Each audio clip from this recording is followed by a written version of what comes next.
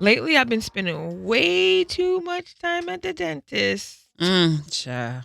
And let me tell you, doctors just don't double book. They triple, quadruple, and somehow expect 5 patients to share one set of hands. Mm-hmm. The other day, it got so bad in the dentist's office, y'all. This woman completely lost it. Yelling, flailing her arms, legit ready to crash out on the doctor. She did crash out on the doctor. I don't blame her. Okay. Me? I've learned my lesson. Okay. I show up with my laptop. I be on TikTok lives, Wi-Fi on, email pulled up because they're not going to waste my time. At this point, the dentist's office isn't just a waiting room. It's like my own personal office. And I be playing music on my cell phone just like that, right, in the background to make myself feel comfortable. And I just say, is that okay? And they just say, yeah, because they're not going to play with my time. But it's crazy because if the patient is late, you either get canceled or a late fee, but they literally expect you to be patient and wait for them. It's a double standard. It's the same with the airline. Hey, the crew was in traffic. Well, no shit, we were all in traffic. on the airplane, that is, because I'm the last one on the flight. Yeah, you are. For various reasons. But anyway, yeah, they be playing with people's time. They do. Because I've been spending so much time at the dentist, I've noticed it. And it's like, but you're only one person. So how are you working on surgeries? I mean, you have your hygienist, but how are you doing all of these things at the 2:00 hour? Yep. Francis, who we have sitting next to us. Today's guest is a former unscripted television producer who is now a talent manager and podcast executive producer with more than 16 years of experience in the entertainment industry. She has worked on acclaimed projects such as Top Chef, America's Next Top Model, The Bachelor, Big Brother, as well as podcasts Positively Gam and Navigating Narcissism. Guided by a natural creative spark, she is the founder of Hello Fallon Entertainment, a talent management and podcast production company. Please welcome to the show, Fallon Jethroe. Wow, thank you so much for that introduction. What's it like to be on this side of the mic? Woo, it's a little bit different. Said, woo! I'm like, let's go. Well, one, thanks for having me. It is definitely different to be on this side of the mic, I will say for sure, because I am totally used to being behind the scenes, behind the camera, directing what's going on, producing what's going on. So this is definitely, a nice change. What did you think you were going to talk about today? What did you want to talk about today? You know what? Honestly, reality TV is so popular. How can we not talk about it? It's still thriving. How can we not talk about it? Okay. How can we not talk about entertainment? That's always... It's a great way to start. Okay. So I'm gonna come off script for a second. Okay. And then Francis will pick up. Right. Okay. So I'm not watching too much reality TV. Okay. Like on TV, I'll see like clips. Like so right now, what has me gagged all the time is these babies that are portraying the Real Housewives. Oh. Okay. Right. So Real Housewives of Atlanta. That is. Right? Okay. You seen the babies? I've seen the babies. Okay. So. I grew up on Real World. What is that? Road Rules. Road Rules. Okay. MTV Cribs. Oh. What's the car show that Pimp My Ride. Yep. Pimp My Ride. Yep. And what else was there? That was it for yeah. Real World had a lot of seasons. They did. And, and it was like spicy. Yeah. Because when they would kiss and stuff. Gosh. I mean, when they would bring people from other communities together. Whoa. They're kissing and stuff. I like remember, PDA? Yes. Yeah, it was wild. And they, they would do just some things on the show. I used to always want to be on it too. I mean, you know what? Yeah, me too. Did you? No. You were too young. I was too young. I was too young at the time, but my shows that I wanted to be on, I would always still want to this day do Amazing Race and Big Brother. I I'm more of a competition style based show rather than like put me in a house. Yeah. I mean, I know Big Brother is in a house, but at least I'm doing competitions every week. Okay. So, yeah. Well, currently today, Yes. I would love to be on Housewives. Okay. Okay. All right. Now, is it Housewives of LA? I don't know. But it could be Okay. House. Well, it wouldn't Beverly be- Hills. Nah, that ain't me. Okay. Like, if they just had like LA County, so like it was encompassing of like the Valley, Inglewood, everywhere else. Like, I would okay, do we're that. getting into Not it. Beverly Hills, because that's not me. Okay. But LA, I would do it. Okay. You, Francis, what are you going on? Nothing. No. Oh. I'm so behind the scenes. I can't. Okay. Mm-mm. All right. All right, so we just coming off of the Love Island stuff. I didn't watch it. Oh, yes. I saw it in my hairdressers. Okay. Love Island drama. Okay, were you into it? You know what? My sister actually got me into it, and I only watched a few seasons. It's because I was set to potentially produce it, but it was around COVID time, and then they ended up changing up the format, so I didn't do it. But Love Island will take over your whole life, so I can't sit and watch a show for 3 days out of the week. No, that actually comes on like every day except for like 1 day out of the week. Yeah, no, that takes up That's too a much lot. of my life. See, I and didn't so, even know that. I thought it was like yes. a once a week type of deal. No, so I'm watching the clips. I'm informed, but I'm watching the clips. What do we can't think say. about all the Yes. PDA and to like all the people though? Oh, I feel like with Real World, it wasn't like you were kissing like everyone. Maybe it's just like one person One if y'all was person. vibing. But like on Love Island, like you like Try them out. yeah. what? Yeah. I like try them out, but like, I mean, okay, I'm gonna say, coming from, if I'm putting on my reality TV producer hat, like the PDA, I'm saying yes. Like anytime Yeah. somebody kisses, anytime somebody cries, I'm like, this was a good scene. We won. Like, job Not done. crying. Yes, I'm like crying, like showing me any type of emotion. Like, I'm like, that was a good day. We had a great scene. So my We had friend great was a scene. producer on Bad Girls Club. Oh, okay, that was a classic. She said it was so toxic. That show was toxic. I never Like- produced on it, but it was. So you think from an outsider Oh, absolutely. viewer it was toxic? Absolutely. You're putting women in a household who necessarily that you casted do not get along with each other, and then you're asking them to be in a house for what 6 weeks, 2 months. They're gonna fight. They're gonna fight.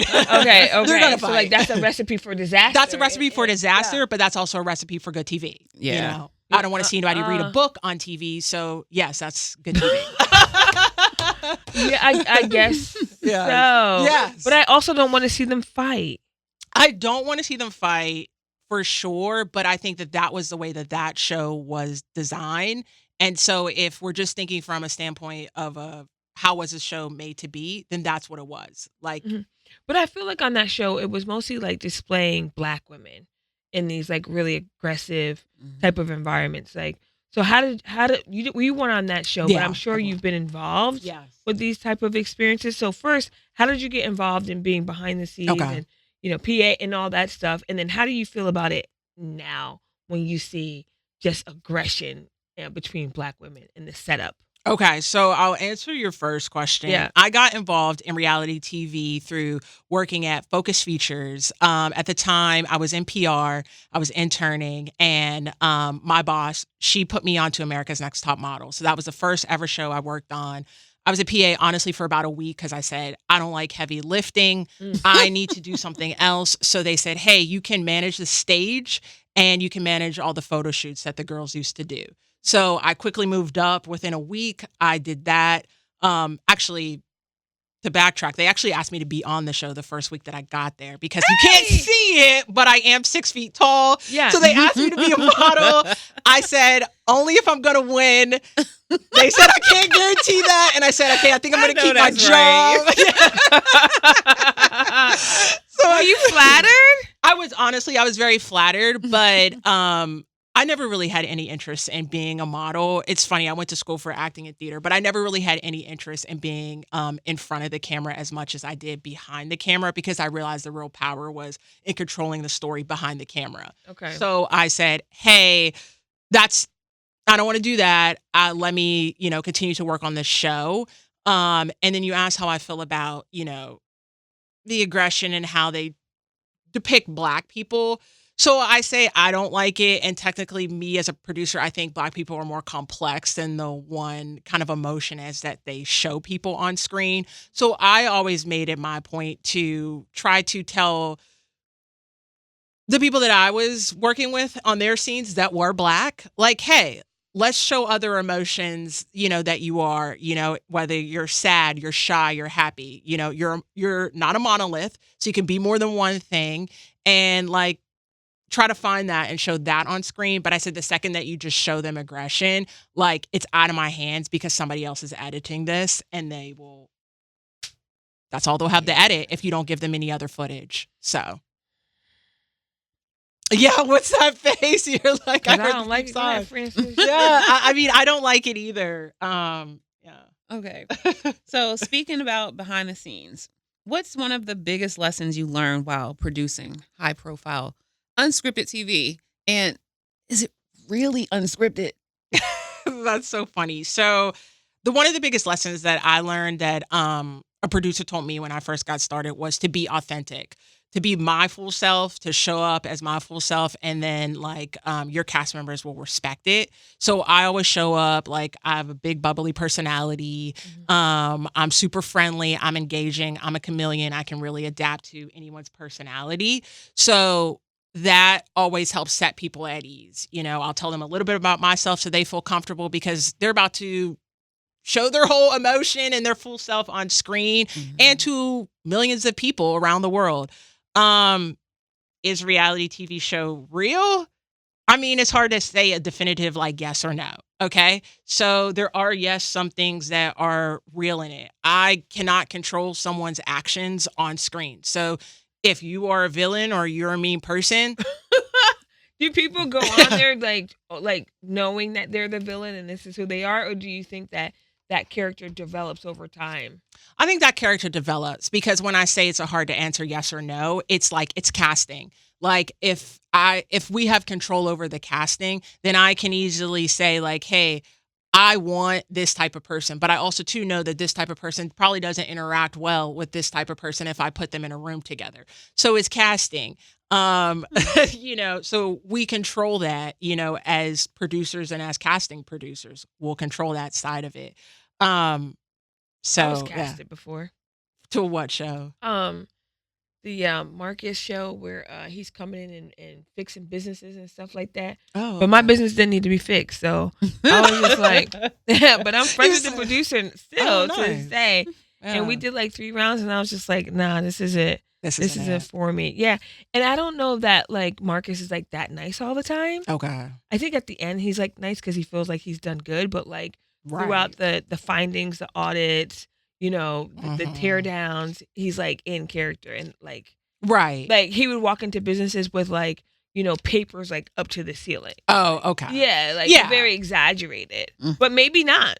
Well, like there are some scenes, yes, where things are exaggerated. There's also 2 times when people have to like re-say lines again. So, that necessarily isn't natural for someone to repeat a conversation, like in the moment. So I say there are different like certain things that, would make people think that it isn't untrue. But if you watch the show like Unreal, as I've worked on The Bachelor, I think that's a great depiction of The Bachelor. I never saw an episode. Okay, yeah. Unreal depicts what happens behind the scenes, basically, of The Bachelor. Okay. Yeah, so I say check it out. It was on Lifetime, but I think it's on Hulu now. Yeah. Okay, I'll do that. So, you being in entertainment space, is that what inspired you to launch Hello Fallon Entertainment?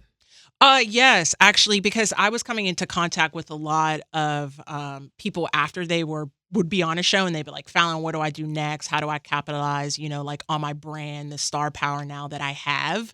And so I was like, okay, I can help you, like with that. And so I said, hey, let me make this official. Let me make this a real talent management company. And so that's when I decided to launch Hello Fallon Entertainment. Congratulations. What year was that?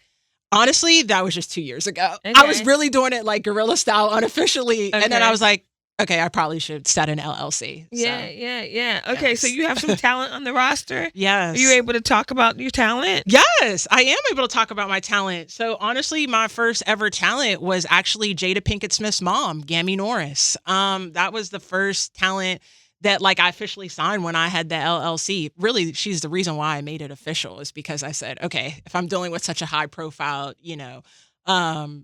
actress and TV personality, I should really like make this official. And then I have some other content creators on the roster too, as well, that I manage.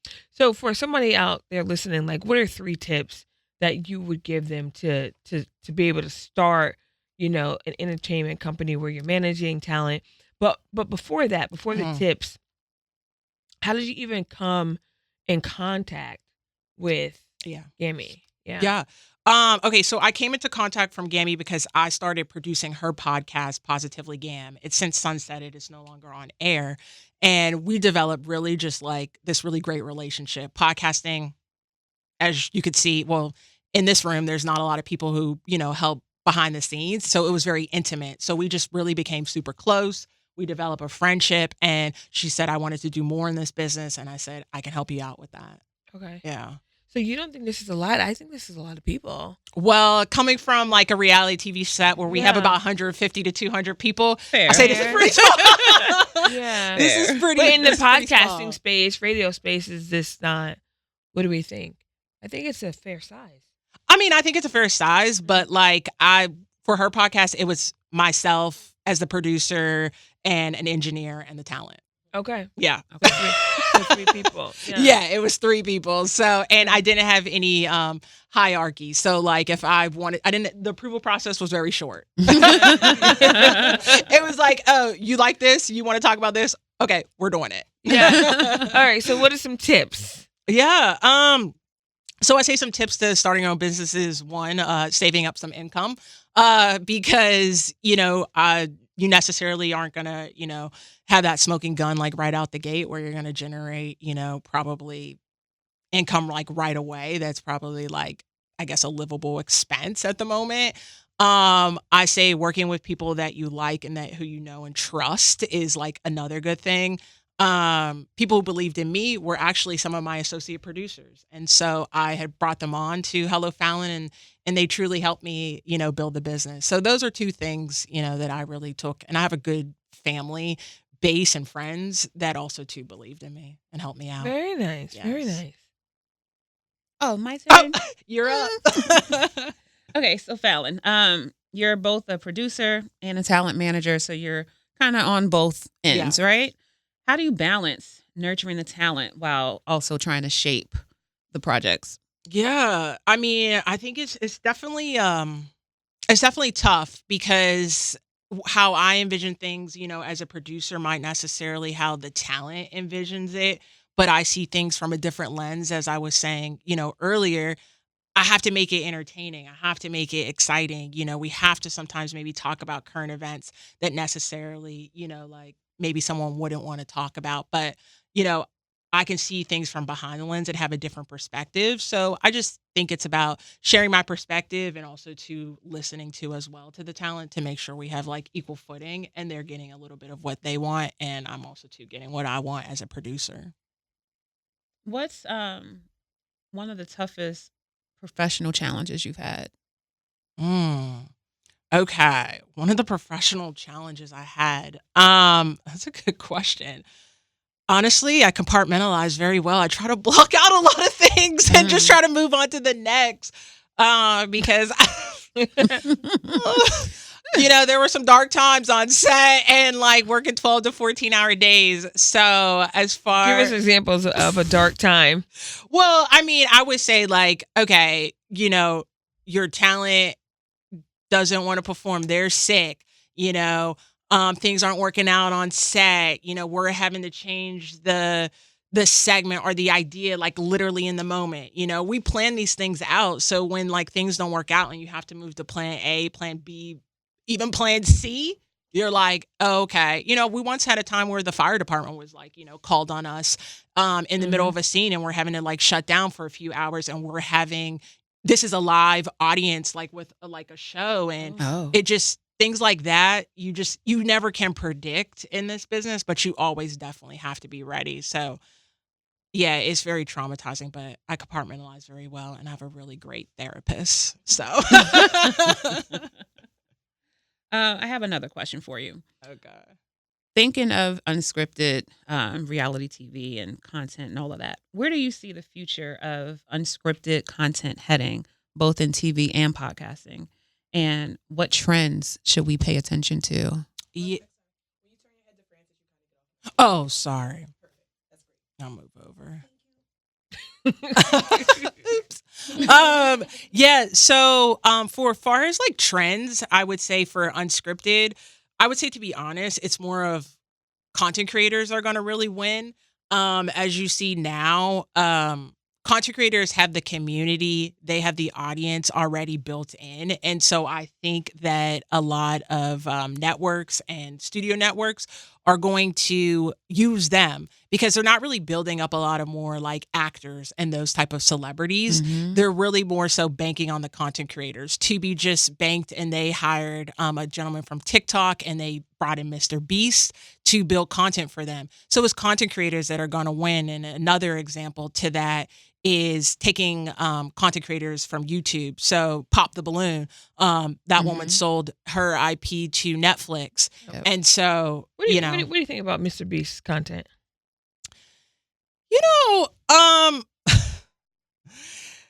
It's okay. So as far as Mr. Beast's content, like I don't know the ins and outs. I've never worked on like Mr. Beast's content. Do I think it's entertaining? Yes.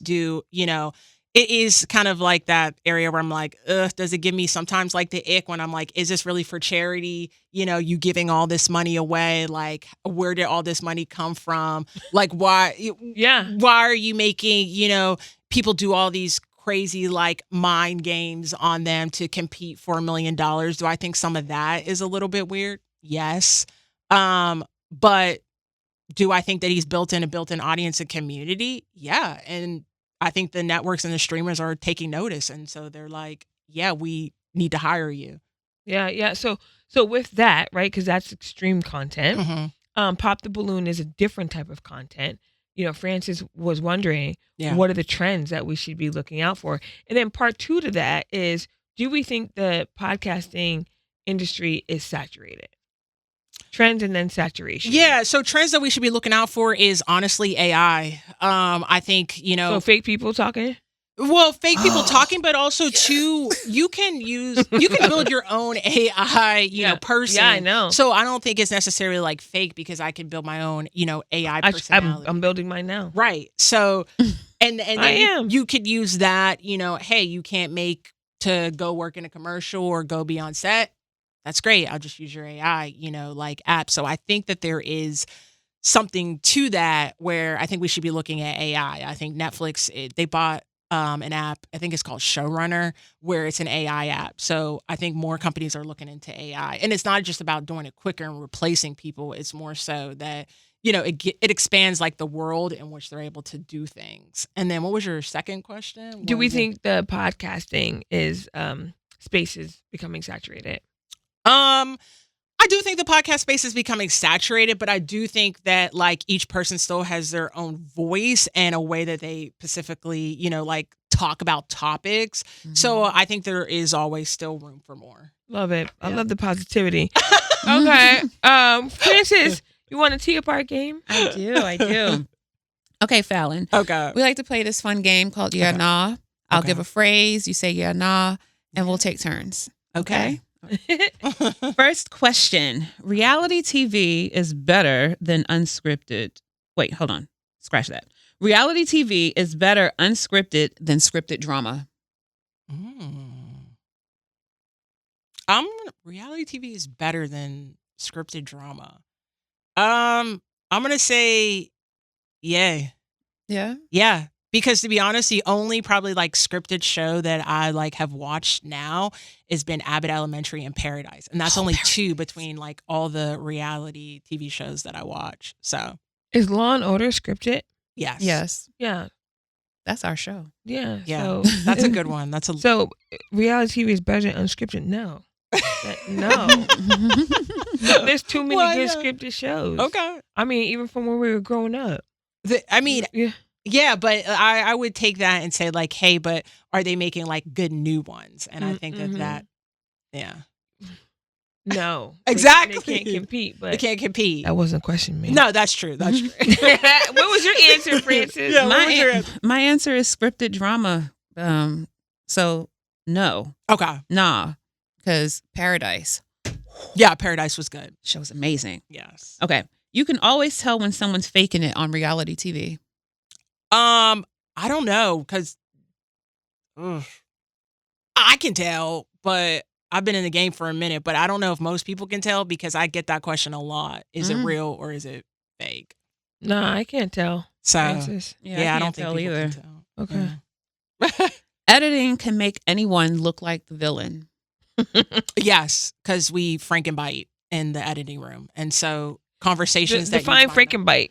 Okay, so Frankenbite, And it's like Frank and bite. yeah, Frankenbite Okay. is a term that we use in the industry for taking different scenes and of words that you said in the scene and putting them together to form basically like something new that Like you a might not narrative. have, a new narrative. So Well, according to Fallon's answer, then yes. yes, Pretty much. Okay. Yeah.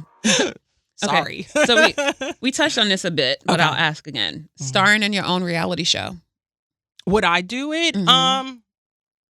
Yes, because now I think you have to be in front of the camera and content is king, and so yes. So, like, not my own show. Okay. Like, with other people. Yeah. Yes, but not my own. Okay. Okay. Wait, what would the show be? Can I just?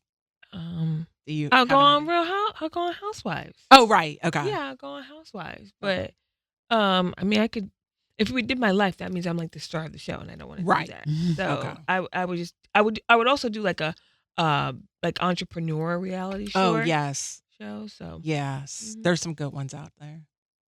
No. Okay. Fair. Podcasts are replacing talk shows. Oh, absolutely. 100%. It's already, yeah. I mean, Lizzo announced her like new album on Kai Cenat's like streaming platform. I know it's not technically a podcast, but Taylor Swift, went on a podcast and announced her album.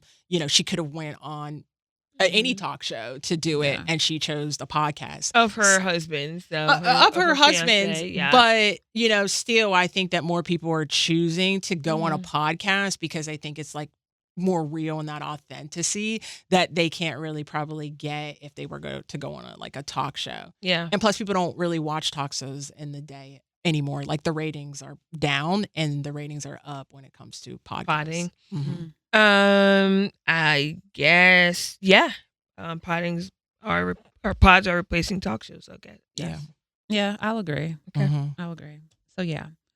Everyone has at least one guilty pleasure reality show. Oh, absolutely. Whether they consider it like a slop reality TV show, I think everybody has like one guilty reality TV show that they watch for sure. I haven't really thought about it. I say yeah. Okay. Yeah. Mm. Binge watching one of your own shows. Oh, I don't like to watch myself back on camera, so or the work that I do, unless it's like real time in the moment, which that was Big Brother. But generally, after I've shot something, I've moved on to the next. Interesting. Yeah. No. If I had I say no. I don't even. Yeah, no. Reunion episodes are messy. Yeah, absolutely, because that's where people have had the time to watch themselves on camera, watch the scenes play out, watch what other people said about them behind the green screen, and that's when like the real drama comes out. So if you have a good host that is going to ask those deep questions, oh yeah, what was it? The reunion A episode. reunion episode is by far always a good one. Yeah.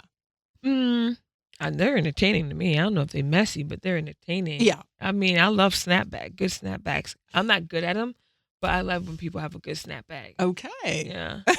Yeah, I'll say that they're messy too. No, they are. They are. Yeah, very messy. Okay, so these are just random. Okay. Breakfast is better at night. Oh, sure. I love breakfast anytime.